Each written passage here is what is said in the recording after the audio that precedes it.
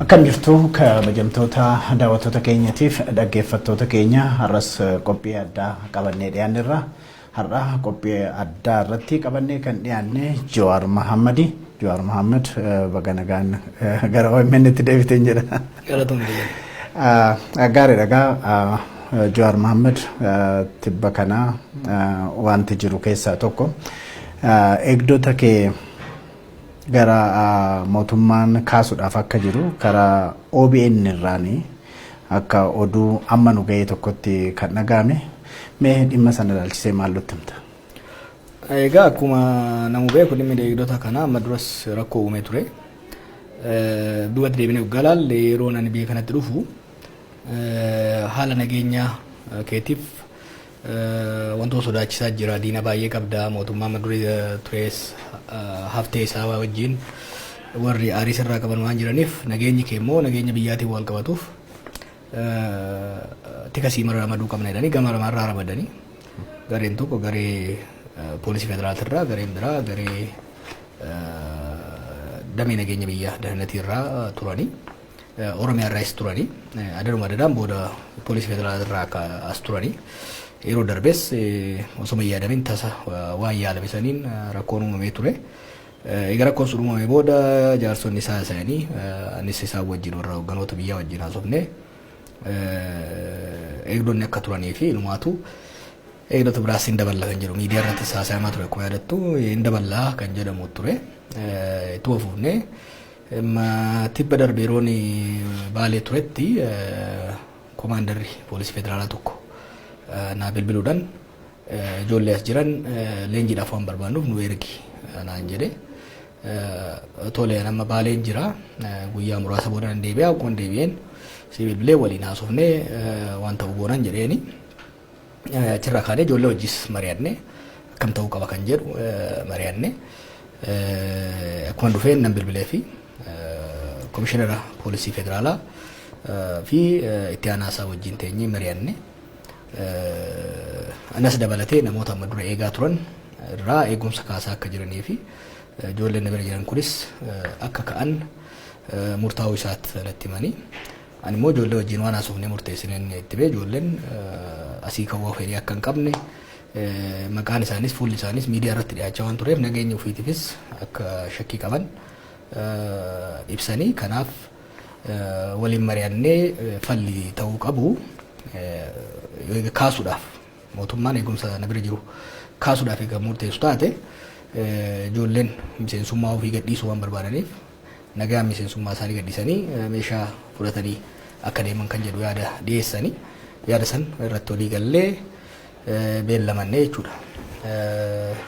Beellamannee turre waan dhimmi kun osoo wacan uumin osoo rakkoo biraan uumin quietly dhumuu qaba kan jedhu yaadni dhiyaatee walii gallee addaan baane eessatti meeshaa akka galchanii fi akka sirnicha raawwannu walii beellamannee osoo jirru kaleessa galgala bifa raajiitiin bifa breaking newsitiin OBN irratti hoggaa dhiyaatu sarpiraayiziin ta'e. Sarpiraayiz ta'een guyyaa immoo waraqaan sun na bira natti hin ergamne. Ijoollee OBN bira dhaqee oduun sun darbuu sa'aata akkuma dura akkas waraqaan sun na bira dhufee ture gaafachaan ture warri poolis komishinii nuti hin ergine jedhanii. Anyway walii galatti haalli jiru ganama kana erga oduun sun darbee booda federal police commissionii dhaynee ijoolleen meeshaa isaan bira jiru irraa fudhatanii jiru. Ijoolleen asuma jiru garuu hariiroon gama sadiin jiru bifa kanaan bifa nagaatiin raawwateera jechuudha. Mee kan nama hedduullee wal gaafachiisu xalayaan sitti ergame suni silaa sitti ergamuun irra jiraatu gara OBN itti ergamee karaa OBNtiin oduu amma nu ga'e jedhanii dabarsuun kuni maal inni kaayyoonsaa sitti fakkaata? Lammatamoo dhimmi eegdota wal qabatu kuni maama marmaramee deddeebi'ee dhufa jettee yaaddate? Miidiyaadhaaf maaliif akka ergame naan galle nuti ergineedha kan isaan jedhanii xalayaan sunis akka barreeffame waan ture fakkaata. Miidiyaa irratti immoo akkasitti balballoomsanii dhiyeessuunis maaliif jedhee waggaan dubara ilaalu murtii siyaasaa akka ta'e fi wanni yaadame akka jiru sababa kanaan akkuma duraatetti jeequmsi uumamee namni akka miidhamuu fi hojii nama hojjetaa jiru kun akka danqamu fedhiin akka jirudha kan hin argu. gaaffiin sanuma wal qabsiiftee ati kaafte kan maaliif dhimma eegdotaa ka'a. Warra angorra jiran kanaan wal gargaaraa isaa geenyu malee walabummaa kiyya eeggadheen ture. Dantaan ani mootummaa kanarraa walitti miidhoomaan jiru ijoollee eegdotaa kana malee haga humna isaanitti miidhuudhaaf fedhii qabaachuu isaaniitti gargaarsiiftu. Lammaffaa immoo sochii goggodhaa jirru kanatti danquudhaaf hidhee akka qabanidha. Gaafa duras yaadatte yeroo waan qeequu eegaluudha. Kan waan akkasii yaalan ammas immoo duulamma godhaa jirru kanaan tariyyoo eegdota kan kaafnu taate sochii godhuun dhaaba uummata keessa deemuun sodaate jedhanii hawwanii ta'uu danda'a. Sangaa isaaniif rabbitu beeka walii galatti garuu keessattuu yeroo ammaa kanatti ajandaa waan ta'uu qabu hin turre kan rabadee isaanii hin barbaachisu hin kaafne godhan anamma dura sitti meera yeroo barbaadanitti kaasuu dandeessu rakkoon hin jiru jennee waliin mari'annee waan jirruufi oduu irratti illee ta'ee wani dhiyaatuuf hin jiru ture garuu uummanni keenyas haa kabajamu. Qunnamtii gooneen uumaa haalli nagaa akka jiru wal hubachiifamee rakkoon osoo uumamin darbeera. Mee egaa xalayaan kun gara keetti hin ergamne OBN itti ergame. Warri OBN miidiyaan breaking news yookiin oduu amma nu ga'e jedhee dabarse kun waan kana mirkaneeffachuudhaaf waan siqoonnaman jiru. Lammata immoo namoota komishiniin poolisii namoota akkuma kee eegumsi godhamuuf irraa kaafnee kan jedhantu jira. Garuu oduudhaan kan darbe kan kee duwwaadha. Kun maal attamitti ilaalta? Ani mi'eessituudha garuu yaamatti soo giddateera. Sanumaafi jechuun keessumaa liik godhaniitti kooppii isaa arge malee namni odeeffannoo irratti mirkaneessi jedhee na gaafates hin jiru. Waan xalayaan immoo xalayaan itti barreeffame waan tureef kooppii godhamee miidiyaadhaaf kan ergame illee miti adda baafachuu qaban turanii na bira hin geenye xalayaan sun isaan bira ga'ame haalichi tapha ijoolleeti kan fakkaatu warra biyya bulchuu irratti hagamta akka isaan yaadan kan calaqqisiisanitti fakkaata. Sanii achitti namni na gaafates hin jiru poolisiin komishinii illeen baay'eedha kan itti gaddan haala deemsan irratti.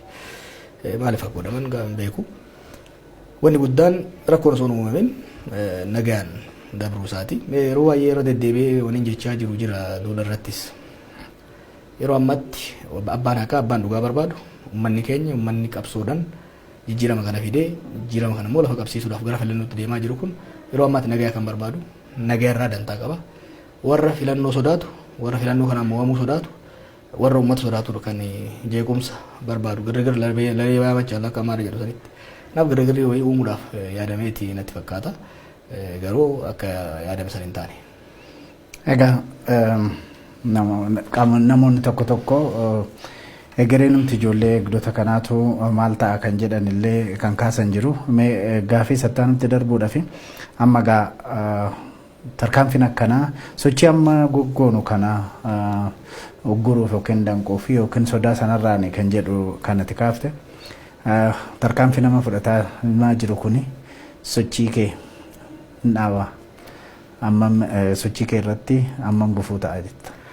Wanta kana baay'ee yaalamaa ture nama fakkeenyaa fi Harargee irraa kaafnee Salaaleen baanee Arsiif Baalee yeroo dhaqnutti bakka tokkotti poolisiin eegumsa akka hin goone walumas bakka hundatti eegumsa akka hin goone dursanii moo qindeessitootatti tarkaanfii fudhatamuu hedaa rakkoon akkanaa ta'uuf deemaa jedha nama waggaa gammoojjii Baalee deemnu karratti rukutamuu hedanii sodaachisuu barbaadu. Shaashamanneetti immoo isteediyeemiin baay'ee guddaa waan tureef namnis waan baay'ateefi Sinootiraaክ irratti biyyee kaa'aniiti kan achirraa soofnu achiis fanjii jireedha ijoollee baay'ee biyyee buusanii deebisaa turanii doorisuudhaan akka sodaannee kanarraa hafnuudha. Ati wal beekuu dhabuutu kana fida. Dhimma lammummaanis wal qabatee hoggaa jettu xixiqqoo waan wal beekne itti fakkaatu. Dhimma lammummaa isa jaddaa godhanii kan oofan dhugumatti Jawaar lammummaa dhiisee biyya kana keessatti ni dorgomaa kan jedhu amanuu baay'ee isaa rakkisee ture jechuudha. Lammummaa miti lubbuu keenyas dabarsinee kennuudhaaf qophiidha. Asittis taanaan kaayyoo kaaniif akeeka kaaniif waan tokkoon hin danqu of eeggannaa barbaachisaan goona. Uummata keenya wajjin kan deemnu uummata keenya irraan hanne uummata keenya ittiin kijibne uummata keenya irratti yakkan hojjenne uummata keenya irraa shakkii tokko hin qabnu Wanummaan ijoollee security wajjin deemaniifis namni walirra babahee harka na fuudhaa waggaa deemu stampede akka hin uumamneef malee sodaa tokko hin qabu Oromiyaa keessatti sodaa tokko uummata kiyyarraa sodaa tokko hin qabu. Miidhaa warra geessisuu danda'u warruma ifa waan akkanaa godhaa jiru yoo taate qaama mootummaa yoo taate malee kan uummata kanarraa sodaata akka shakkii tokko hin qabu. Kanaaf waan nu danguun qabu cimsineet kan itti deemnu gara godinoota 6-7 deemnirra godinoota jiran hundumaa hin deemna ganda hundumaa hin deemna karoora nu qabnu ana buufaloolee filannoo aanaalee filannoo 180 Oromiyaa keessa jiran hunda deemudha akkasumas kan kibbaa kan naannolee adda addaa keessa jiran hundumaa anis hoggansi kunis hin deemna jechuudha maaliif akkuma qabsoo ammayyaatiin jijjiirama kana finne qabsoo sammuu qabsoo ammayyaa social movement fi social networking fayyadamne qabsoo ammayyaatiin jijjiirama kana kan finne osoo qawween nu barbaachisin humnaan caalamne waa meeqaan caalamne murannoo beekumsaan caalleetti kan mo'anne ammas yoo kan ta'u taate modernize godhuu barbaadna siyaasa biyya kana modern campaign geggeessuu barbaadna duula uummata keenya ijaaru uummata keenya dammaqsuu reefu qaama ifataa jirra beeki ganaadha waan baay'ee hojjechuu deemna bakka hundarra kan deemnu finfinnee teenyee miidiyaadhaan nu filaan jedhu uummata keenya keessa deemnee tokko tokko inni jaarra uummata keenya dammaqsina amma dammaqsaa jirra gara fuulduraan jaarra hojii itti fufaa jechuudha kana keessatti aarsaan dhufuu danda'a dhufu kana keessatti wareegamni dhufuu danda'a haa dhufu kan tiiru qabsoodha malee daansii miti sirba dhaqanii morman dhufatan kanaaf nuyi uummata keenyaaf jijjiirama bu'uuraa fiduu qabna jennetti kana mannu uummanni keenya nu amanee akkuma yerootti kumaatamaan garagaleetti kan bayaa jiru kanaaf doorsisni fedhes yaaliin fedhes kanarraa kun hin deebifne beekuu qabanamu. Eegdota ka'uu kaasuudhaan wal qabatee oduun sun erga dhaga'ame booda namoonni bifa adda addaatiin yaaddoo qaban ibsaa turanii dafteeti kan tasgabbaa kan jette amma gara miidiyaatti baatee namni waa hedduu sirraa eegaa carraa kanatti fayyadamuudhaan maal jettaan warra nu hordofaa jiran. Nagaa jirra ijoolleen nagaa qabu hireen isaanis kiyyas tokkuma. Ijoolleen kun heera biyya kanaa eegsisuudhaaf seera ittiin leenji'an ogummaa isaaniitiif tarkaanfii gaaf duras kan diidanii tarkaanfii shiraasanii oromummaa isaaniitiif ammas itti fufuu asuma turu nagaa qabna shakkii uumaan qabnu hojii keenya idilee kan uummata keenya socho'u itti wafuufna jechuudha. Iftaanis gudar dhaqna siidaa maammoo mazammiree eebbifna itti aansee Jimma Ilubaaboor godinoota hunda keessa deemuudhaan uummata keenya dubbisuu uummata keenya ijaaruu itti fufna. Gaariidha meeqa gara Oromiyaa keessa ammatillee maqaa dhodhoofte bahaa fi kibba bahaa Oromiyaa keessa naannoftaniirtu amee bu'aan argame maali jettaa daawwannaa kana yookiin immoo walitti dhufeenya uummata wajjin hin gootanii walgahii uummata wajjin hin gootan kana attamitti ilaalta bu'aan maaltu irraa argame jetta. Egaa Ameerikaatti kan jalqabe Zamboodaasitti kan eegalle filannoon baay'ee barbaachisaadha ce'umsa keessa kan jiru sirna abbaa irree ture kun Finfinneerra sirna dimokiraasii ijaaruudha kan barbaannu bilisummaa uummataa ijaaruudha kan barbaannu uummanni keenya abbootii keenya irraa kaasee waa sadiif kan qabsaa'e eenyummaa isaa oromummaa isaa qe'ee isaa irratti uffatamuu dhiitamuu dhabuudha kan lammaffaa Oromiyaa irratti qabeenya ishee irratti abbaa tahee itti fayyadamuudha kan sadaffaa eenyummaa isaaniis kabajamuuf isaa taatu qabeenya ittiin ta'uudhaaf mootummaa ofii filate ofiif bulchuu mirga ofiif bulchuu isaa hojiitti hiikuudha kana jechuun mootummaa isaa namoota paartii isaa ta'u filachuu heeraaf seera namoonni sun tumaniin buluudha barbaada jechuudha. Kana dhugoomsuudhaaf kan deemu qaama qabsoo waggaa 50 ol uummanni keenya gaggeessaa jiru kan itti fufaa jirru qaama qabsoo waggoota erga nus egaa umriin qabsoota dabalamnee godhaa jirru kana kanumatti gaggeessuudhaaf kan deemaa jirru duulli amma godhaa jirru kuni kun yeroo adda addaatti jechaa ture dhimmi filannoo baay'ee duubatti harkifame qophiin godhamuu dhabuun boodarra rakkoo uumuu waan danda'uuf uummanni keenya isa qophaa'u dadammaqiinsa nuti uumnuun immoo paartileen biraas qaamni mootummaas akka of qopheessuudhaaf Ameerikaarraa kaasee asittis kan godhaa jirru dadammaqiinsa gahaatu kan dhufe uummanni keenya baay'ee nama boonsa qaamni mootummaa guutumatti withdraw godhe dirqama nageenya tiisisuutis dhiisee keessaa qabee garuu uummanni keenya gara magaalota 49 fakkaata waggaa Harargee fi inni dabalu 40 wayii keessa deemne bakka hundatti self organizing uummanni keenya ufumaaf humna isaatiin beekumsa isaatiin wal hubatee qopheessee rakkoon nageenyaa takka osoo hin qophaa'in osoo hin uumamin nageenyaan kan fixe kan si agarsiisu uummanni keenya hagam takka akka qophaa'e yeroo baay'ee biyya kanatti biyyattiin dimokiraasiidhaaf hin qopheefne uummanni keenya filannoodhaaf hin qophoofne uummanni keenya bilisummaa hin danda'u soba kun we prove that soba akka ta'e uummanni keenya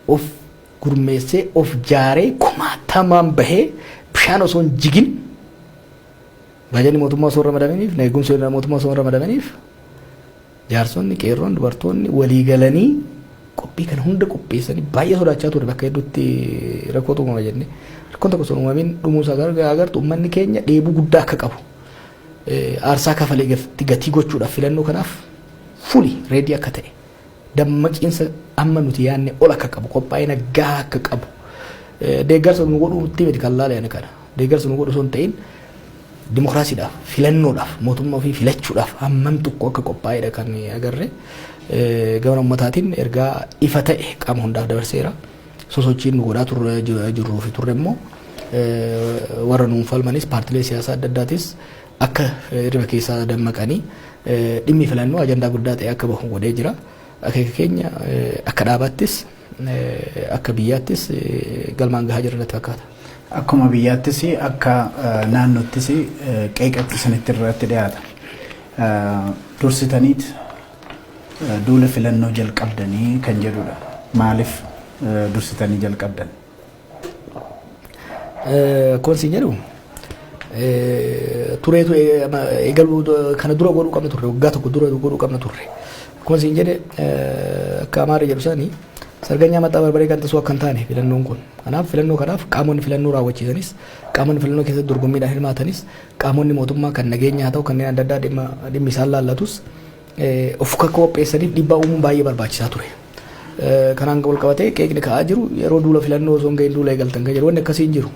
Paartiin siyaasaa tokko eega heeraan galmaa'ee waggaa 5 filannoo jidduu san yeroo barbaade bakka barbaadetti humnaa fi fedhii fi inni isaa qabaannan bakka barbaadeef yeroo barbaadetti uummata mariisisuu, uummata kakaasuu, dammaqsuu, sagantaa isaa barsiisuu mirga guutuu qabaa jechuudha.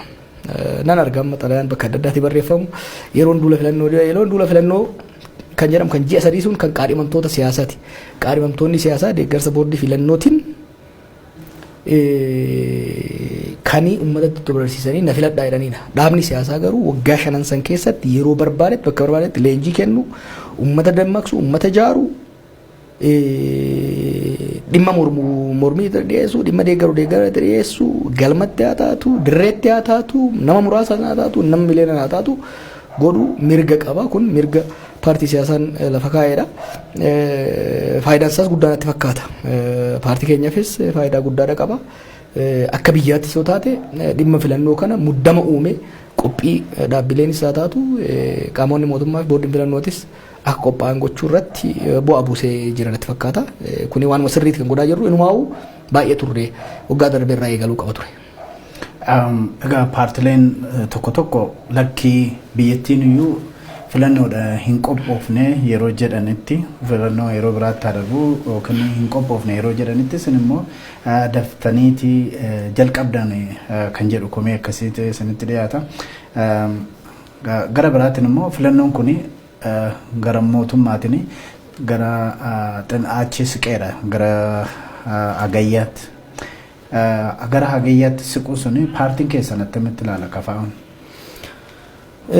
Filannoon biyyattiin qophii hin qophoofne eenyu qopheessuu qaba? Har'aa miti osoo ce'umsi kun eegalerraa kaase waa'ee filannootti qophaa'uu qaban jennee akka dhuunfaatti siyaasaa turre. Sanii as gaaddisa keessattis waltajjii argame hundattuu qophaa'amuu akka qabu. Eeban gabiraa dhiisuuti tarii filannoo kana dabarsuun barbaachisaadha jennaan lakkiin godhamaa jedhamee jala muramee paartii biyya bulchuun murtaa'eera. Paartiin boordiin filannootis filannoon akka karoorfametti godhamaa jijjiiramni biraa hin jiru jedhanii lafa kaa'aniiru. Erga isaan lafa kaa'an booda taa'anii eegnee gaafa dhumaa osoo nu teenyu filannoon godhame wal dorgommii tokko malee filannoon kijibaa akka gaggeeffamu barbaannu. Kanaaf akka paartiitti hojiin keenya imaammata qabnu hojii qabnu gadi baafnee uummata keenya agarsiisuudha. Kanaaf dabarsuu dhabuu kan murteessu qaamni murteessu hin dabru jedhee murteesseera. Kanaaf kun waan nu laallatu natti fakkaatu. Gara hagayyatti dabarsu paartii keenya qofa osoo hin ta'in paartiileen biyya kana jiran almost paartii biyya bulchuu fi firoota isaatii alatti yeroo sanitti filannoo dhiisii booya yookiin taaziyaayyuu gaggeessuun hin danda'amu. Baadiyyaatti dhalattee jiraatte hagayya keessatti dhaqxee sagalee kennuudhaaf dhiisiti. Firri kee yoo du'e laga ceetee boo'a dhaquu hin dandeessu.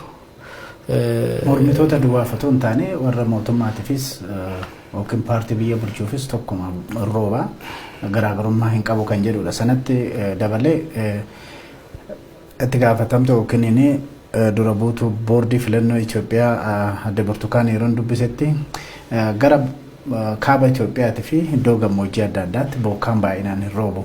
Bokkaan kan baay'inaan roobee rakkina sana uumu iddoo xiqqoodha. Sanaaf immoo loojistikii adda addaa qopheessuun itti qophoofnaa kan jedhudha. Kanaaf maal rakkinsa? Yeroo sanitti akkuma reefu siin jedhetti qaamni Itoophiyaan harki 85 qonnaan bulaadhaa baadiyyaadha kan jiraatu. Harki bal'aan kun daandiidhaan kan wal qabatee miti. Paartilee fi miti kan jechaa jiru. Namni dhaqee filachuu hin danda'u siin jechaa jira. Ani gammoojjitti dhaladhee nan beeka. Ani gammoojjiin ture. Gammoojjitti eessumni kee abbeeraan kee yoo ce'uu hin dandeessu hagayya keessa. Malkaa ce'uu hin dandeessu. Akkamitti dhaqxee sagalee kan kennitu.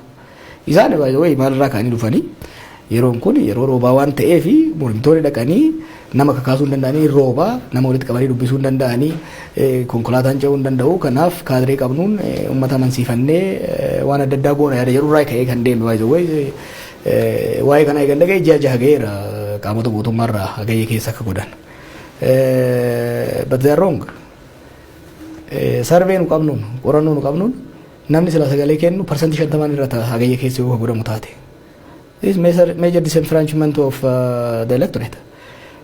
Filannoo yeroo duraatiif dimokiraatawaa taa'anii abdannu keessatti namni baay'inaan kan filachuu akka filatu encourage godhamuu kan qabu malee namni yeroo sila filachuu danda'u.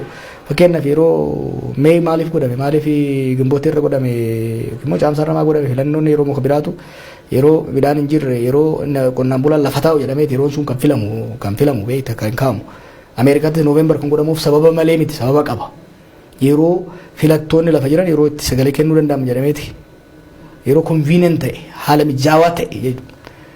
Hagayya ji'oota jiran hunda keessaa qonnaan bulaa keenya namni uummanni beekanaa namni sagalee kennu harki 85 qonnaan bulaadhaa baadiyyaa jiraata. Uummata kana kan miidhu tokkoffaa kan miidhu isa kanadha jechuudha. Kan paartiilee lammaffaa irratti kan dhufudha. Kan biraa barattoota fudhadhu. Barattoonni yuunivarsiitiitti kan galmaa'anii yeroo san qe'ee jiru. Roostariin isaanii qe'ee isaanii waan danda'aniif filachuu hin danda'an jechuudha. Walumaa galatti hoggaa laalte isaanumaafuu hin ta'uuf amma beektaa isaanii firoolee warra magaalaa waan ta'aniif ta'a malee warra boordii filannoo gaggeessuu danda'uuf baay'ee ulfaataadha. Sagalee filannoo kana maaneej gochuudhaaf. Hagayya keessatti namni fayyaa qabu biyya kanatti filannoo gaggeessuu dhiisi waan biraallee yaadu. Kanaaf filannoon yeroo qoraa yeroo roobni hamaan hin jirre gaggeeffamuu barbaachisaadha.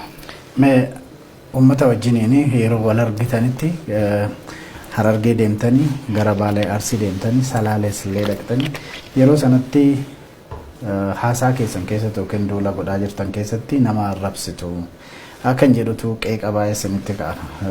Jechoota akka Guma Baasii, Ilmaan Diqaalaa, Ilmaan Mallasaa kana kan jedhutu baay'inaan isinitti ka'a. Kana kamitti ilaalta? Basic principle irraa kaanu filannoo keessa kan jirru warra faallaa keenya jiru akka faarsiin yoo ka'ee gamu taate dogongora. Filannoo keessatti of dhaadheessuunii fi faallaa kee busheessuun ta'uma isaatti sanii jechuudha.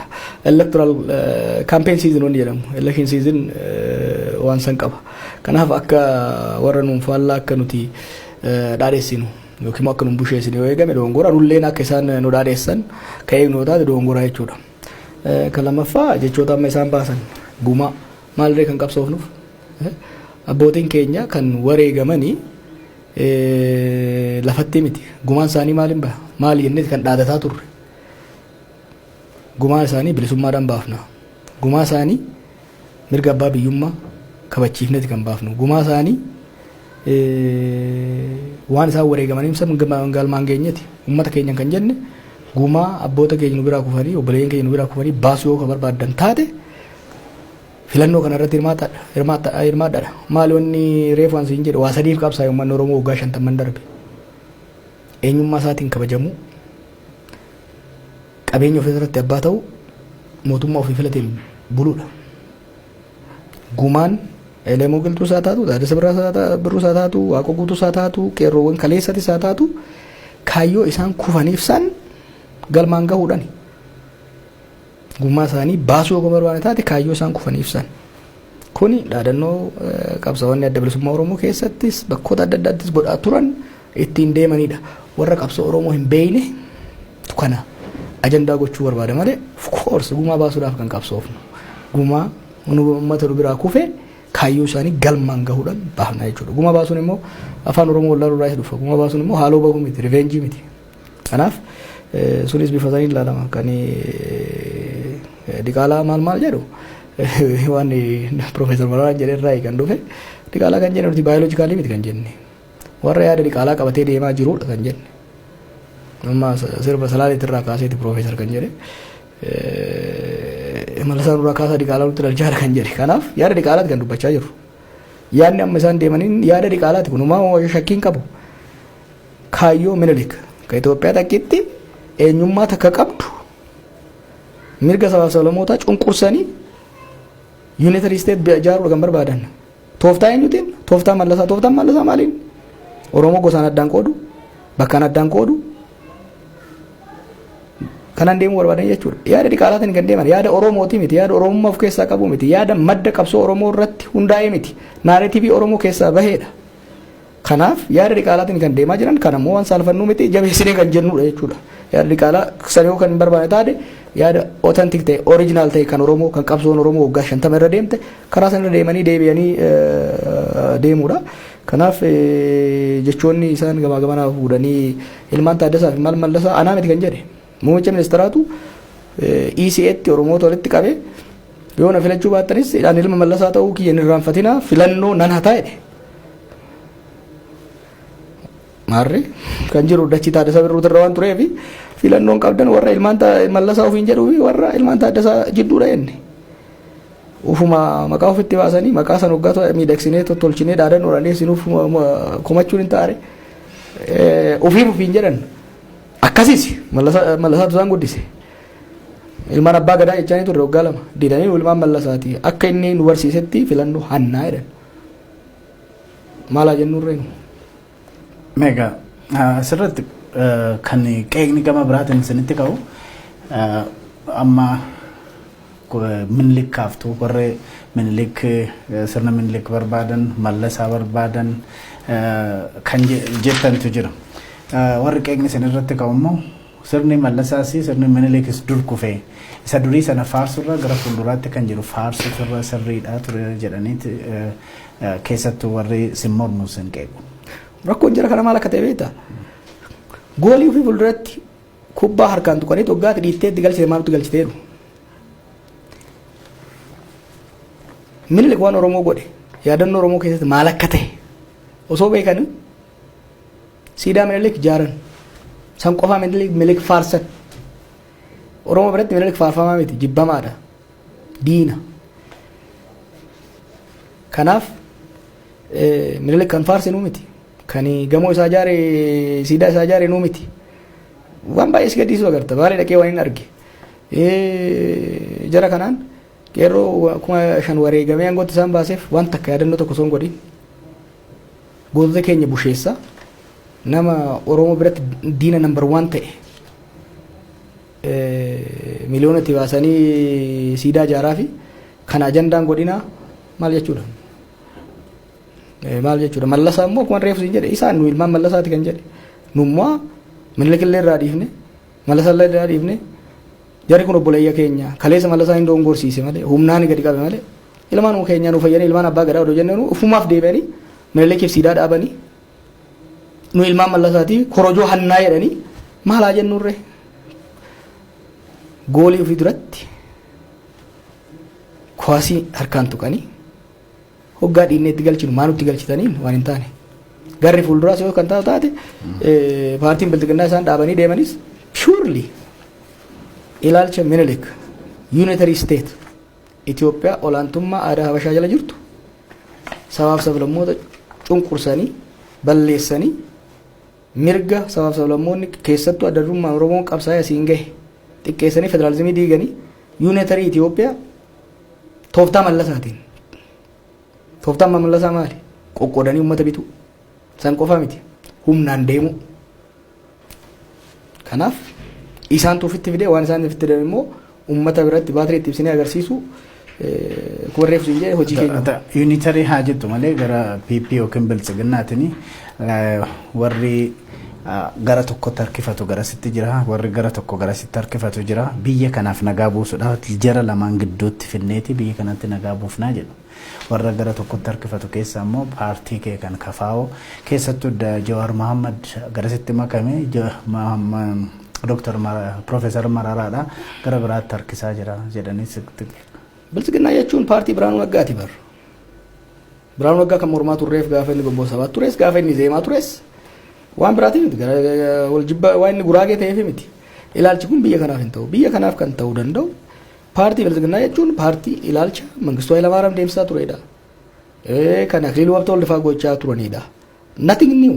Biyya kanatti dibeetii lamatti ture. Ilaalchi tokko biyya kanatti biyyi kun wallola sabootaa fi cunqursaa sabaatiin waan jaaramte as geesseef rakkoon maddi rakkoo biyya kana cunqursaa sabaati. Kanaaf saboonni hiree ofii murteeffatanii ofiin of bulchaa qeefii irratti ofiin of bulchaa biyya waliin bulchuu qaban kan jedhu tokko. Gara kaaniin biyya kanatti rakkoon jiru sabni baay'achuudha. Kanaaf sabni kun cafallaqame waan kaleessaaf deengadda jedhamu argaa jirta. Sabni kun cafallaqame eenyummaa waloo tokko. Eenyummaa Itoophiyaa jedhamu kan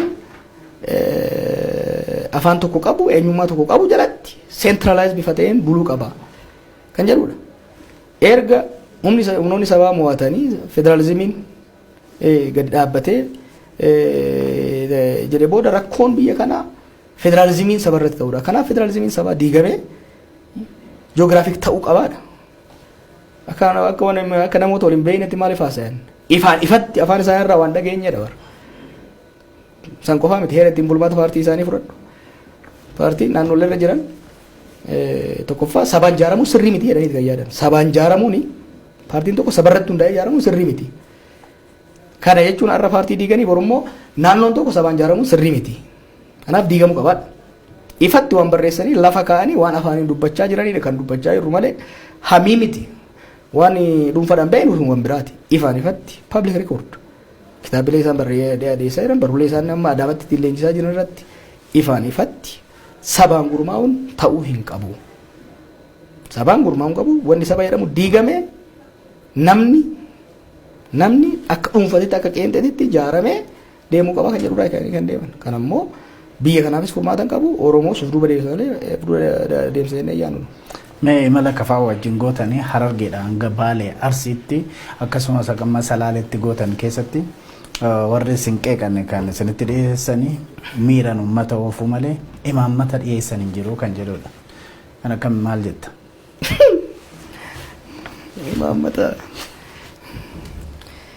Imaammata bakka biraatii galabbatanii fidaniiti silaa biituun qaata bakka biraa geesse. Paartii loogoo ofiitu oriijinaal hojjechuu dadhabee kooppii godhutu waa'ee imaammataa nama gaafata. Dhugaa Mararaa Guddinaatu rakkoo imaammataa qaba. Hayyummaa keenya shakkirra galaniiti immoo rakkoo imaammataa. Paartii bakka itti imaammata hin qabne kaafaa'uun paartii waggaa 23 as jiru dabara. Imaammata ifaan ifatti sagantaa ifaan ifatti karoora tarsiimoo lafaa qaba. Duulli amma godhaa jiru duula uummata dammaqsuuti. Hiriira guddaa irratti dhaabannee imaammata keenya peejii 100 haa dubbifnuu barbaadani. No, we know what we're doing. Beeku isaanis waan godhaa jirru nuyi sin beeyna. Imaammata sun rakkoon qabu. Sun imaammata keenya namni barbaade ifatti wajjira keenya fudhachuu danda'a qabu isaanis kun waan baay'ee nama yaaddessuu miti. Yoommoo deemnee imaammata kijibaa garagalchine waan biyya kanatti hin hojjenne. Wanni tokko eessa dhaqee bara garaachillaa maali wanni tokko hin jiru maali. Edgatinaa transformation jedhanii waggaa 5 ittiin nama sobaa turan tokko. Waan akkasii hafuuf nu barbaadani no. Imaammanni uummata keenya ifa bakkii wanni Oromoon qabu waan sadiif qabsaa'e waan sadan san hojiitti hiikuudhaan nama barbaachisu. Kuma isin jedhe eenyummaa ofiitiin kabajamee guddifatee eenyummaa waggaa jennu maali? aadaa, seenaa, afaan waan sadii of keessaa qaba. Lammaffaan diinagdee qabeenya ofii irratti abbaa ta'uudha. Sadaffaan mootummaa ofiitiin buluudha. Fakkeenyaaf waa'ee eenyummaa fudhadhu. Jarri kun dhiiga Oromootiin ol bayanii seenaa Oromoo awwaalanii seenaa Minilik kan isaan ol faarsaa jiran, seenaa Haayila Sillaaseeti kan isaan faarsaa jiran. No, Oromoon seenaa qaba jenna. Seenaa qabsootis qaba, seenaa kaleessatis qaba, arras seenaa hojjetaa jira. Seenaan kun barraa'uu qaba, galmaa'uu qaba, leellifamuu qaba jennee kan amannu. Afaan fudhadhu. Gaafa amma aangootti ba'uu dansan afaan Oromoo halkan tokkotti hojiitti hiikna jedhan haga ammaa uumaan goone. Afaan Oromoo afaan federaalaa haa ta'u qofaame kan jechaa jiru. Afaan Oromoo afaan hojii naannoo Oromiyaatu hin taane. Waajjiraalee Oromiyaa yoo dhaqxe barreessuun akka barreessitu malee afaan akka jiru du'aa jira. Wiirtuun tokko hin jiru, waaltinni tokko hin jiru, ogbarruun tokko hin jiru. Namoota dhuunfaa akka barreessaa jira malee waaltiin afaan Oromoo jedhamee I think afaan Oromoo bakkuma ibsaa guutamaa dhiisee deemetti jira biyya kanatti. Afaan kana guddisuu irratti, seenaa keenya baasuu irratti, aadaa keenya baasuu irratti. Hin saalfatanii seenaa Minilik ol kaasanii seenaa Haayila Sillaasee. Can you believe it? Dhiiga Oromootiin ol dhufte Oromoo irraa baate ilmaan abbaa gadaatuuf hin jecha fundamental gaafii sadii philosophize goonee waan biraa keessa seenuu kun rakkoo hin qabu. Waan sadan san humna mootummaatiin, beekumsa hayyoota keenyatiin, aadaan keenya, afaan keenya, seenaan keenya akka dagaagu, akka guddatu, akka baratamu goona. Qabeenya wayyaan irraa dhiiga ilmaan keenyaatiin, dhiiga obboleeyyan keenyaatiin hambifanne imaammata tarsiimoo keenya baafnee hayyoota keenya wajjin anuma qofatu beeka jedhameetuma mararaan fuudhee akka fiiguu barbaadan no. Hayyoota qabna. Hayyoota gama saniin jiraniin loyaalitii kaadiree qofa bakka hundatti xaqaxaqnee ittiin deemuu osoo hin ta'in beekumsa dandeettii namni akka beekumsa dandeettii isaatti ramadamee akka hojjetu kan barbaadu. Oromiyaa guddisuun baay'ee laafaadha baay'ee. Garuu akka Mararaa Madura jedhetti nama barnoota hin qabne ministeera barnootaa godha. San osoo hin ta'in namoota akkaataa dandeettii isaaniitiin ramannee hojiitti deemna. Kaayyoon qabsoo Oromoo kaleessas arras borus tokko waan sadan sani. Eenyummaa Oromoo jechuunis seenaa, afaan, aadaa guddisuu. Lammaffaa qabeenya saamicha irraa hambisanii qabeenya wayyaanee irraa haftee deebisanii characharaa jiran asitti. Qabeenya hanna irraa hafesan saamicha dhaabsanii qabeenya sana irratti uummanni keenya imaammataan, beekumsaan, dandeettii ilmaan isaatiin hiyyummaa keessaa akka bahu godhu. Sadaffaa hattuu fi gantuudhaan osoo hin taane mootummaa naa taaja'uun Oromoodhaaf kan ta'u aanaa santu beeka nuu miti. Poostadhaan si gadi tokko isaan alsu poostadhaan maa jettaniidha. Never amma booda Oromiyaa keessatti abaddan poostadhaan namni gadi ergamu. Aanaa xulloo ka bulchu yookiin fichee kan bulchu uummata ficheettu beeka. Jibicha boroo korma ta'u hadarratti beekanii jedhan. Ilma boru hogganaa ta'u gosatu beeka. Qeetu beeka, jaarsatu beeka, haadhasaatu beeka. Kaadiree waan nuuf amanamaa ta'eef waan nutti himni calliseetuma arrabaan dheeresseef osoo hin ta'in uummanni qe'eessanii filatee ol erga. Oromiyaa keessatti abaddan amma booda bulchaan aanaa, bulchaan godinaa Finfinneerraa ati muudamte kan jedhuun hin bulu. Nama 180 Oromiyaatti federaalitti filchiifna, nama 537 naannootti filchiifna. Jarri kun deebee godina aanaadha bulcha. Filannoon aanaaf gandaa hoggaa godhamu immoo akkasumatti filamee filamuu qofa osoo hin ta'in yoo hojjenne immoo uummanni akka ofirraa buusu goona. Kanaaf waan sadeen kanaaf kan qabsoomu kuni waan filosofii baay'ee fuudhanii maqaa adda addaa itti baasanii ittiin fiiganii miti. Wallaalummaa tokkos nama godha. Yoo barnootas taate sirriitti barannee numa beekna waan isaan odeessan kanas. Uummata afaan fajjeessu yoo ka barbaadu taate sirriitti beekna. Biyya teenyaa fi ormaafis hin taana beekta. Kanaaf rakkoo sammuus hin qabnu. Civil service gadi hin guuramne. Kanaaf dandeettiin keenyas beekumsi keenyas kan shakkiidhaaf galuu miti jechuudha. Kana garuu sobaan garaa keenya uummata keenya bukeessuudhaan osoo hin ta'in qabatamaan hojiidhaatti agarsiifna jechuudha. Garuu dandeettis hin qabna biyya bulchuus hin dandeenya kan jedhu gara keessaniin garuu akkas keessumattuu warri sin qeeqan ammallee miiran uummata sochoosanii jiru. namni immoo uummanni naachuraalii yookiin uumamaanii jijjiirama hin fedha.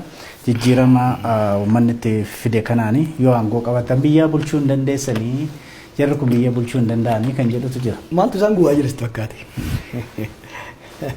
Sabboonummaa Oromoo ajjeesuu barbaadu. Oromoo hamilee isaa kutanii waa'ee gaafiin kee waggaa 40 sun duubatti hafaa ture. Oromoo jechuun kun hin barbaachisu. Itoophiyaatu caala. Jedhanii uummata keenya miira keessatti ajjeesuudhaaf fedhii qaban turan. Yes, miira isaa kakaasaa jirra hin kakaafna ammas. Sabboonummaan Oromoo gaaza qabsoo Oromooti. Biyya kana keessatti Oromoon diinagdee harkaan qabu. Built-in advantage hin qabu. Sabboonummaan Oromoo wabii Oromoo qofa osoo hin ta'in wabii Itoophiyaatis. 60moota irraa kaasee hanga har'aatti jijjiirama biyya kanatti dhufe paatriyootizimii Oromootitu fide. Maaltu isaan aarsan tokkomma kan dubbatan waa'ee gootota kaleessaa maa dubbatan. Gootota dhiifnee gantoota afaarsinuu barbaadan isaan. No. Yes. Sabboonummaa Oromoo hin cimsina, hin danfifna, hin ibsina. Maaliif sabboonummaan Oromoo gaaza uummata keenyati. Wayyaanee jalaa kan bahan beeke sabboonummaa Oromootiin. Isaan maal jechaa turan sabboonummaa Oromootiin dhiphummaa jechaa turan dur. Amma immoo maal jedhanii wal taraggat jedhanii. Waanuma isaan dhiphummaa jedhanii mana hidhaa qaalleettiitti ittiin nama ittiin dararsaa turan santu gaaza ta'ee uummata keenya finiinsee qeerroo keenya finiinsee wayyaanee taankii baankiin isii hanga funyaanee jiru gadi cabsee aangoo irratti isaan baase. Ammas taanaan wabiin uummata keenya sabboonummaa isaati. Sabboonummaa saba keenya hin cimsina seenaa uummata keenyaa kan isaan dhoksuudhaaf deeman hin himna, hin calaqqisiifna. Daba uummata keenya irratti kaleessaa fi har'a hojjetamu gadi baafnee agarsiifna. Tokkummaa uummata keenya isaan maal barbaadu har'a? Oromoo diiguu barbaadu, godinatti adda diiguu barbaadu. Oromoon waan walitti qabu hin qabu jedhanii xiqqeessuu barbaadu. No. Tokkummaan Oromummaa wanni isaan aarsu maali? Dheeraa dhaqne akka Taaddasaa Faan akka Hajiroo Baleen fa'aa godhanitti kiristaana islaama waliin teenyee qallee riinaakti gochuun uummanni keenya deebi'ee maaliif tokkummaan Oromoo amma isaanii diiguu barbaadan kun sabboonummaan har'a isaan ittiin qoosuu barbaadan kun Oromoo tuffatamuu keessaa gatamuu keessaa dhiitamuu keessaa irraanfatamuu keessaa baase beeki.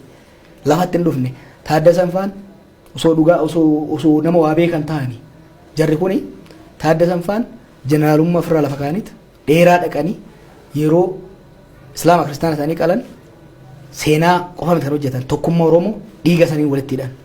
Magarsaa Bariifaan warri islaamaa gamaa bayaa lubbuun bahafa warri kiristaanaa gamas bayaa waggaa jedhaman Oromummaadhaaf gadi baan jedhanii shinnigatti yeroo waliin wareegamanii lubbuun isaan mararteeti miti. Akka namni irra yaadutti gammummaa wallaalanii turanii qabsoo tursiisuu wallaalaniiti miti. Dhiiga isaaniin tokkummaa isaa akka turuuf kana yaadachiifna nama keenya nu. Kana yaadachiifna saba keenya nu. Of course kuni projektii isaanii jalaa kuffisa. Of course Minilik faarsuu fi ilaalcha Minilikii fi Hayila Sillaasee irratti Itoophiyaa olaantummaa aadaa tokko garee tokko qabdu. Sirna nugusaa san deebisanii fiudaala deebisuu barbaadan san jalaa balleessa. Naareetiivii isaanii jalaa balleessa. Oromoo maadanzajaa waraanuu barbaadan isaan miti. Isaan ilaalcha nafxanyummaatiin Oromoo maadanzajaa waraananii qoqqoodanii hamilee keessatti gootota isaa itti himne waan keessa darbe waan itti as deemaa jiru itti agarsiifne akka danfu barbaanna. Maaliifi seenaa isaa keessatti the most dangerous threat amma itti dhufaa jira uummata kanatti. Uummata kanatti. Kanaaf uummata keenya miiraan kakaasu yes hin kakaafna gara fuulduraas hin kakaafna jeequmsatti dhoofna. Kun jeequmsi uummata keenya fayyadu. Uummanni keenya maal miiratti seenee maal ta'e uummanni keenya waa'ee gootota isaa dhaga'ee waa'ee seenaa isaa dhaga'ee gootota isaa faarfatee Oromiyaa faarfatee murannoo isaa jalakkisee maal ta'e nagaan qeetti gale. Kanaaf isaan waan miira wanni jedhanii laale waan biraati miti. Gaafa wayyaanis kan wayi waan biraan beekanii. Gaafa wayyaanetis namni Oromiyaa jedhu namni Oromummaa jedhu deengadda diishootti jaarsi wayii waan nuun jedhe. Achuullee jaarsota jidduu jaarsota seenaa ajaa'ibaatu jira. Gaafa jeneraal Waaqoo achiin bahu warri OPDO kun itti duulanii namni akka nagarre godhanii makiinaa isaa irratti Waaqoo hir'uu jedhanii barreessanii jedhe. Jaarsi argee irraa haxaa'uuf hin fiigee shamizaan huccuudhaan ogaa argee dhiisi argeera jedhee deemee warra santu gaafa inni du'u akka gootatti immoo fuudhanii awwaalanii sabboona Oromoo jiraa isaan jaalatan isaan du'aa isaa malee ammoo anuma amma arrabsan kan odoo du'e hawultiin aadaa beeki maaliif sabboonummaa Oromooti lolli isaan qaban sabboonummaa Oromoo wajjin sabboonummaan Oromoo is the most useful force for good biyya kana keessatti waggaa 5 duras jechaan ture kana ammas yoo kan taatu lammaadhaan maaliif tollolan lamma Oromummaa fudhate opinion ture miti maaliif fudhate sabboonummaa Oromoo waan dhugeeffateef tokkummaa Oromoo waan dhugeeffateef Oromootti waan amaneef nuus yoo kan taatu Oromummaa keenyatti namanna seenaa uummata keenyatti namanna ummanni keenya sakandii takkaafis goota isaa akka hin irraanfanne sakandii takkaafis diina isaa akka hin irraanfanne sakandii takkaafis waan keessa dabare akka hin irraanfanne ganamaaf galgala yaadachiifna. Asirratti qondaalli biltsiginnaa tokko yeroo tokkotti nuti sabboonummaa Oromoo sana tuffachuus miti cabsuus miti kan barbaannu garuu sabboonummaa Oromoo qobaatti dhiisuu otoo hin taane sabboonummaa giddu galeessatti finnaa sabboonummaa Itoophiyaa wajjin kan jedhudha. Kun rakkina maal qaba? Maali sabboonummaan giddu galeessummaa nafxanyummaa dhaare sabboonummaan giddu galeessummaa Minilik hawultii Minilik ijaaruudhaan argama. Sabboonummaan Oromummaa afaan Amaaraa kutaa tokkorraa eegaluudhaan kan sabboonummaan walakkeessaa moderate nationalism kan isaan jechaa deeman. Beekna bar an barsiisaan ture nationalismii we know mararaan nationalismii barsiisa bar yuunivarsiitti amma isaanii malaraa ol tokkummaa Itoophiyaatitti amananiiti wallaalatu akka isaan godhaa wallaalatu akka isaan godhaa jira they are wrong gariin isaanii daba tuffii Oromoo irraa qaban orma gabbaruu tirraa kan kana godhaa jiran gariin garuu wallaalummaa irraa beekna sabboonummaa hammam akka deemuu danda'u eessa akka deemuu danda'u hin beekna maali qoy fintaalayyummaa sabboonummaa Oromoo maaliin seenaafuu himachuu isaati aanolee dhaabachuu isaati dabni hammeenyi sabboonummaa Oromoo eessa inni maal jedhe sabboonummaan Oromoo maal godhe eessatti kan fiinxatti bahe sabni na keessa haa ba'u hin jenne sabboonummaan Oromoo qe'ee kiyyatti abbaan aanaa ollaan na wajjin jiraatu nagayaan waliin jiraanna jedhe Oromiyaan tan Oromooti mootummaa filannee irratti bulla Itoophiyaan tan walooti nu hunduu qe'ee keenya irratti of bulchine Itoophiyaa waliin bulchina jedhe sabboonummaan Oromoo zabana baarotum saatirraa kaasee hanga har'aatti eessatti fintaalummaan sabboonummaa Oromoo kan dhufe sabboonummaan walakkeessa ta'e moderate ta'e simboolii Minilik qabateeti kan dhufu Amaariffaadha simbooliin isaa waay waan hin beekne maaliif fatafatu seenanii warri mormitoonni kan akka keessanii kan akka paartii KFO dabalatee warri kaanii miseensonni keenya nu jalaa hidhamanii biiroon keenya nu jalaa caccabee dargaggoota faayidiin kennamuu yookiin waraqaan eenyummeessaa kennamuu didee jechuudhani asuma achitti jeequmsa kaasuudhaaf barbaadu filannoodhaaf moo waan hin dandeenyeef waan akkasii hordofuu jedha maaliif akkas gootu? Maal haa goonu ree ati editara OMN gaazexeessaan kee jalaa hidhamiin calliftaa jeequmsa akka itti calliftamu miseensa keenya kan hidhu isaanii hidhamuu isaa dubbanne hidhameera gallakkisaa biiroon cufameera banaa seera cabsee kan dhufu isaanii jeequmsa hin barbaadu haaraami jeequmsa yoo ta'e haaraamiti nu ti beekna akkatti kotteedhaan biyya kottee biyya sana kottee takkaan akkatti dhaabnu sittuma beekna dabana jeequu qabnu dabana cufuu qabnu dabana waan godhuu qabnu goon agarsiifne irratti beekna we know it nuti haaraami kaleessa dhalanne qabsoodhaaf ummanni keenyas nu beeka har'a garuu ummanni keenya tasgabbaa'ee mootummaa isaa filachuu qabaadha kana gochuudhaaf dhaabbileen nu qofa osoo hin ta'in dhaabbileen waajjira isaanii akkaataa seeraatiin bakka hundatti banachuu qabu miseensonni keenya bilisa ta'anii bakka hundatti socho'uu danda'u qabu kanaaf yeroo isaan hin hidhinaa boordii filannoottis miidiyaattis hin himnaa jechuudha kana jechuun hin jeeqaa jechuu miti hin barbaadu jeequmsa isaanii jeequmsa kan barbaadu kan nama hidhu kan jeequmsa barbaadu malee waraqaa eenyummeessaa kana hin kennamaa hin jiru kan jedhu qabdu maaliif isinitti fakkaata akka paartii KFO'tti haa ta'u akka mormitootatti waraqaan eenyummeessaa yookiin ID'n yeroo ammaa kanatti kennamaa hin jiru jedhamee komiitu jira Kun maaliif sitti fakkaata? Akkuma qoraan injallisanii filannoo kan immoo annanii yaadu beektaa. Inni mo'atanii namnummaa nagammaa waraqaa eenyummaa qabu soo filatee immoo mo'amu isaan. That is no statistically impossible. Paartii kana biyya kanatti filannoo mo'achuu nama. Sababa hedduudha. Isaan garuu gara ofiitti jallisuu barbaadu. Biyya hundattis warri aangoorra ture waan akkanaa qaba. Keessattuu irra caalaan kan waraqaa eenyummaa hin qabne dargaggeeyyii amma umriidhaan gara inni itti filannootti seenan waan ta'aniif jara kana filannoo ala franchise gochuu barbaadu. Voter suppression waan jedhamu jira. Kanaaf kan dorgatan garuu tokkoffaa kennuun dirqama isaaniiti. Ta'uu baannanis seerri filannoo ifa. Waraqaa eenyummaatis qabaachuu baannan namni isa beeknan, ollaan isa beeknan, haati isa beeknan waraqaa ittiin kaardii filatu sabni immoo baafatan waan tokko jala muranii sabrii godhuu qabu. Barana Oromoo fi Oromiyaan hinuma filatti. Korojoonis hin hatamus hin danda'an. Namas filannoo kanarraa hambisuu hin danda'an. Maaliif beektaa? Dhiigaan dhufe kaa. Hin qoosuu. Kana jookistaa. Uummanni keenya kadhateetii miti filannoo kana kan fide. Mootummaan kennee fi akka zamana Haile Sillaasee እኛ ንጉስ የሰጠውኖት ህገ መንግስት እንደዛ አይደለም. uummanni keenya waggaa 50 itti qabsaa'ee waggaa 5 itti gubate itti rakkateeti. Kan mirga kan argate. Waggaa 5 waggaa 2 nuuceessa jedhee waan amaanaa itti kennate. Kanaaf amaanaa san yoo waan waggaa 27 yakka isaan irratti hojjetan dhiifama godheef waggaa 2 kana keessa waan hojjetan yoo gatiitti godhe hin filata. Lakki yoo jedhe korojoo isaatiin baasa. Wama garuma kamiinuu dachiif samii kana jidduutti uummanni keenya akka hin filanne gochuun barana hin danda'amu. Yaaluu garuu itti ofuuf maaliif harki hanna bare dooluuf socho'a. Ilmaan mallasaati jedhaniiru waan inni isaan barsiise yaaluu numa danda'u. Garuu mallasaanis deebi'een dhufu abbaan irrees beekanii deebi'ee akka hin dhufne beekanii heeraaf seera eeganii deemuutu irra fayyaa qaba.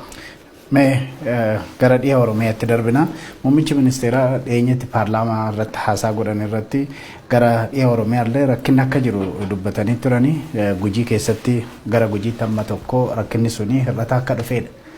Keessattuu nageenya Oromiyaa irratti baay'inaan hojjetaa kan turte gara dhiha Oromiyaa obbo Baqqalaa Garbaa wajjin naannoo sana fa'aa turte waan beektuuf yeroo ammaa kana maal quba qabda? Jawaar baay'een dubbatu waa Wallaggaas jedhanii si qomatu. Yeroo dubbachuu qabu yeroo namni carrisetti baay'een dubbanne baay'een boo'e baay'een wayi waadde ana qofaa miti abbootiin gadaa jaarsoliin biyya kana Hayilee Gabreeffaan Bayyanaa Sanbotoofaan Makkiyaan faan caccabanii boo'aniiti kan kadhatan rakkoon kun akka hin dhufneef uummanni keenya waggaa meeqa ormaan gidirfamaa ture har'a immoo yeroo silaa ilmaan isaa Orbayaan jedhamutti rakkoo biraa keessa seenne baay'ee wayi waan nun dhageenye. Kanaaf waan nama gaddisiisutu naannoo sanitti godhamaa jira. Uummanni keenya gidiraa guddaa keessa jira. Mootummaan furuudhaaf fedhii akka hin qabne jala mureen beekan jala muree konkuluud godheen jira. Gaafa duraa suuraa ijoollee galchuudhaaf yaallu sanitti yoo yaadatte beeta mangistii dhayine biyya guutuu achi gangalataa oolle nama abbaa kanaa nuun jedhu dhabne. Arras yoo kan taatu taate gaafsan torban lamatti daaraashii goona dhaadannoo godhaa jedhu qodheessaa turan waggaa 2 deemna. Ammas yoo ta'e furmaanni naannoo sanii furmaanni biyya kanatti amma booda mootummaan lolaan uummata jilbiiffachiisuu danda'u riphee lolaa harka kennisiisuu danda'u hin jiraatu. Ijoolleen amma riphee lolaa kun waggaa darbee farra har'a irra deeggarsa qabu. Baratan uummanni wajjin dhiibbaa irratti godhaa ture mootummaa amananii galuu didan malee mootummaa amanuu waan dandeenyeef galuu didan malee har'a ajjeechaan mootummaan qaamni mootummaa raawwatu popularize godhaati kan deemaa jiru. Gaaddisa irratti mari'annee koreen kaa'amee ture. Muummichi ministeeraa namoota ramadee ture. Osoo koreen sun hojii hojjetee gabaasaan isin deebiin bifa haaraan intarneetii cufanii lola bifa kanaan kan labsan. Ammas yoo kan ta'u taate akka nama dhimma kana keessa beekutettis lola biyyoota biraatitti godhames akka beekutettis waan amma duras waa'ee kanarratti barreessaa ture namni duuba deebi'ee akka dubbisuun waa'ee waadha. Ammas yoo kan ta'u taate lolaan gonkumaa nagaa fiduun akka hin danda'amne hubatanii namuu gara nagaatti dhufuutu irra gaarii natti fakkaata. Amma gara dhumaatti mee komaandi poostii jalaa godinaalee murtaa'an komaandi poostii jala galchuuf warra kaa'anii suni Oromiyaa qoqqooduudha naannummaa babal'isuudha jedhanii yeroo baay'ee mootummaa irratti qeeqni ka'a. Komaandi poostii iddoo lama gujiidhaa fi dhiya Oromiyaa galchuun fi Oromiyaa qoqqooduun fi naannummaa babal'isuun kanaan maaltu walitti fida? Dura komaandi poostiin seeraan jiru Wallaggas hin jiru Kibbas hin jiru. Komaandi poostiin yookiin immoo state of emergency dhaan labsii yeroo muddamaatiin kan kaa'amu yookiin immoo yeroo pirezidantiin naannoo humna kiyyaa ol jedhee gaafateedha. Pirezidantii yoo gaafate yeroo murtaa'aadha qaba yeroo gabaabaadha. Yeroo san keessatti paarlaamaatti dhiyaatee extend godhamuu qaba. Paarlaamaatti hin dhiyaanne. Kanaaf seeraan Wallaggas ta'ee Gujii komaandi poostiin hin jiru. In fact Kibba irrattis kan godhamu sun ka'uu qaba. Expire godhee jira jechuudha. Olaantummaa seeraa jedha jarri kun amma. Olaantummaa seeraa jedhu. Uumaa seera cabsaa olaantummaa seeraa kabachiifna jedhan. Seera cabsaa olaantummaa seeraatti kabachiiftu hin jiru. Kan naannummaadhaan kun ifatti dhoo isaanii miti. Duula irrattis godhamu irratti wantoota baay'ee irratti prescriptionuma hogganoonni naftanyaa amma dura godhaa turan kan ittiin deemaa jiran. Oromoon tokkummaan Oromoo yaada Itoophiyaa dullattii deebisuu san waan jalaa fashalsuuf Oromoo wal shakkisiisuun naannoon qooduun amantiin qooduun nu fayyada jedhanii durirra Haayile Sillaasee irraa kaasee hamma warra ammaatitti deemaa jiru jechuudha. Kuni keessa deemnee dubbachuudhaaf nama saalfachiisas. Ormi yeroo godhu Orma. Kan kiyya waggaa kan jettu immoo amma baay'ee ijjitii miti. Walitti naquu barbaadu. Ramaddii adda addaa waggaa laaltu namoota godina tokkotti waan badaa balleessan fi godina biraa geessu san booda waggaa namni sun balleesse nama godina saniitti warra godina saniitti jedhaniitti deemu. Kanaaf ifumaan ifatti fakkeenyaaf ijoollee yuunivarsiitii irraa ari'an liistii waggaa laalte harki 80-90 ijoollee Wallaggaati. Why? This is deliberate. Waa lama barbaadu. Tokkoffaa ijoolleen gama Wallaggaa irraa dhuftu Oromummaa irraa abdii kutattee naannummatti amanuu akka eegaltu barbaadu. Gara biraatiin immoo Oromoon naannoo biraa isaan qofaa barkan ari'amu isaanii kan jeequ jedhee jara irratti shakkii biraa akka uumuu barbaadu. Basawwee kun araaraa miti. Mallasfaan maal godhaa ture reefu kaayyoo Minilik shira Mallasaatiin hojiitti hiikuu barbaadan hoggaan siin jedhu amiin serious waan ifatti mul'atu. Oromoo maal godhaa ture yeroo san manni hidhaa halkan 95 afaan Oromoo maaliif dubbataa ture. Oromoo saboota biraarraa adda baasanii Oromoon amma hidhaa kan jiru waan ofii balleesseef Oromoo seexana fakkeessuudhaan saboota biraatirraa adda baasanii cunqursaa turan warri kun. Jarri kun immoo asumatti Oromoo adda baasanii walitti naquu barbaadu.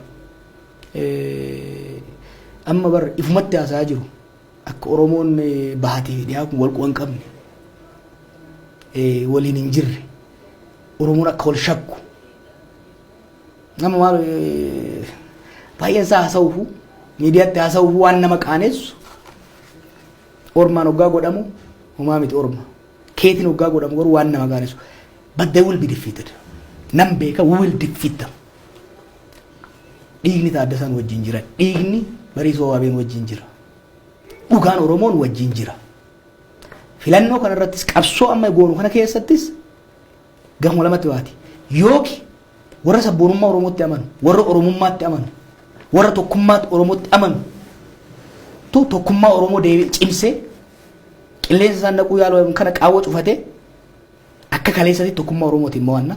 Yookiin immoo shira isaan godhantu Oromoo gandaaf godinaan amantiidhaan qoqqooda filannoo kana irratti referendamiin godhamu kan wasitti hima. Isa referendum it will be a vote of confidence on Oromo nationalism, on Oromo nationhood. Gaafa Wallagga hoggaadhaan hin ajjeefamne gaafa jedhan waan dubbadnoonni baay'een waan biraa se'aa ture. I know what they are trying to do. Wantoota amma adda addaa dubbatan it's not accidentally miti. Namoonni baay'een barreessaa turan waan kana irratti warri saba biraa ta'an kan Oromoo kana dadhabsiisuu barbaadan. Oromooni Oromiyaa irratti give up godhe naannootti qoodanii karoora qabu waayizawwee Oromiyaa bakka shanitti qooduu barbaadu. Lixa Oromiyaa, Baha Oromiyaa, Kibba Oromiyaa jiddu galeessa kana adda muruu barbaadu. Karoora kana hojiitti hiikuudha kan barbaadan. Kana gochuudhaaf Oromummaa dadhabsiisuu qabu. naannummaa cimsuu qabu. Oromummaa dadhabsiisuu barbaadu. Amantii ol kakaasuu barbaadu. Maaliif luba balaa maaliif jibbama beekta? Maaf itti duulan isaanitti? Waay. Waan biraan jenne afaan keenyanii rabbi keenya akka kadhannu jedhan. Maaf itti duulama? Warra beeta mangistii jirutti itti duulama waay. Dhimma amantii kaasanii maaliif uummata walitti buusu? Waay. Laali sabummaadhaan waan mo'afataniif sabboonummaan Oromoo baay'ee waan cimeef warra biyya kanatti olaantummaa qabu mo'ataa waggaa 50 waan dhufeef olaantummaa garee tokko tursiisuudhaaf Itoophiyaa olaantummaa garee tokko jala jirtu san Itoophiyaa minilikootaa san hojiitti guraaf tooftaa mallasaa Oromoo ittiin qoqqoodu sanitti hiikuudha barbaadan. Ani gorsi ani qabu obboleeyyan keenya Wallaggaatiifis obboleeyyan keenya bakka hunda jiraniifis duula Oromummaa irratti godhamu malee duula walirratti godhamaa jiru miti baay'ee. Duula Oromummaa irratti godhamuudha. Wallaggaa irraa intarneetii cufanii ko'atti barattoonni kan walitti bu'aa jiru Oromoo fi Amaaraa Eedheet Yuunivarsiitii keessatti. Miti maaliif ijoollee Wallaggaa qofa kan adda baasanii isaan ari'aniif? They definitely want this. It will be shame. Dhaloota keenyaaf du'a oliiti. Du'a oliiti yoo isaan Oromoo akkanatti qoqqoodanii namni dhiibbaa irra gahurraa miidhaa irra gahurraa Oromummaa jibbee naannummaa isaa faarsutti yoo kan seenu taate miidhaa irra gahurraa Oromummaa isaa kan kaleessa salphina keessa nu baase biyya kanatti Wallaggas Arsiis Shawaanis hundumtu dhiitamaa ture kan ol ba'e Oromummaa isaa waan qabateef biyya kanatti Islaamnis Kiristaanis Oromoon Oromummaa isaatiin dhiitamaa ajjeefamaa hidhamaa ture kan bahe Oromummaa isaa waan cibseef Oromiyaa irratti waan cicceef har'as miidhaan Wallagga irra gahu akka dhaabatu akka barbaadu taate miidhaan Gujii irra gahu akka dhaabatu akka barbaadu taate karaan kanuma kaleessati karaan kanuma Taaddasaa fa'aa irra deeman sani karaan kanuma Magarsaa Bariifaa irratti wareegaman sani karaan kanuma qeerroon 5,000 har'a Wallaggaa Shawaa walitti buusuu barbaadu. Hattuu gamaa gamanaa walitti qaqqaban aangoo irra kaa'aniit ijoollee Wallaggaa bira dhaqanii kan isin cunqursaa jiru warra Shawaa kanatu aangoo irra jira jedhanii ijoollee Shawaa bira immoo dhaqanii barri warri Wallaggaa kun warri Arsii kun waa isinitti hinaafanii jiranii yoom namni Shawaa gadi ba'ee lafa ijoolleen immoo isaan Shawaa jedhanii ol baasan sun lafa Shawaatti halkanii guyyaa sharaa oolti beekta lafa qeerroo Wallaggaa qeerroon Harargee qeerroon Arsii qeerroon Shawaa tokkummaadha Oromoo jedhe irratti wareegame san ormaaf sharaa oolti Finfinnee keessatti ollaa kanatti jara santu amma ufii bakka bu'aa Wallaggaa ufii bakka bu'aa Shawaa ufii bakka bu'aa Arsii gadha hattuu fi gantuun nama tokko bakka buutu garaashii malee nama tokko Oromoo keessa nama tokko bakka buutu isaaniif jecha Oromoon naannummaatti du'a Oromoodhaaf sitti hima gantuu ta'uudha shira gantootaa jala deemanii Oromummaa laaffisuun naannummaa ol kakaasuun gantuu ta'uudha eenyu ganuudha wareegamtoonni biraa kufan abboota keenya obbolaa keenya ganuudha. Kanaaf tokkummaadhaan kaleessas Oromummaa teenya irratti Oromiyaa teenya irratti ciccine yoo deemne akkuma kaleessa hin mo'an. Kaleessas tureera keessaan kan nu nyaatu arras irra aanna Oromummaa keenya Oromiyaa teenya cimsannee amma deemnetti. Hedduu galatoomii Jawaar Mohaammed egaa yeroon dheeraadha marii goone gara kiyyaan fixeera wal nu jalatti hafee jettu kan jiraatoo ta'e daqiiqaa tokkoon sii kenna yookaan sagantaa keenya kanumaan goolabna.